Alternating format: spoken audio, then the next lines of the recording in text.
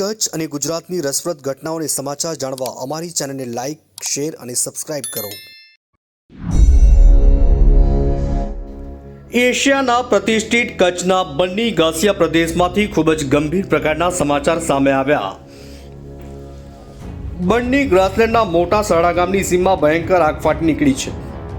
સ્થાનિકોના જણાવ્યા અનુસાર આજે સવારે 8 વાગે લાગેલી આગ હજુ પણ બેકાબૂ.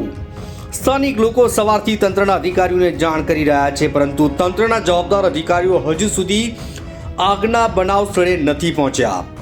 આપણે ફરી એકવાર જણાવી દઈએ કે બન્ની ગ્રાસલેન્ડના મોટા સાડા ગામની સીમમાં ભયંકર આગ ફાટી નીકળી છે. સ્થાનિકોના જણાવ્યા અનુસાર આજે સવારે 8 વાગે લાગેલી આગ હજુ પણ બેકાબૂ.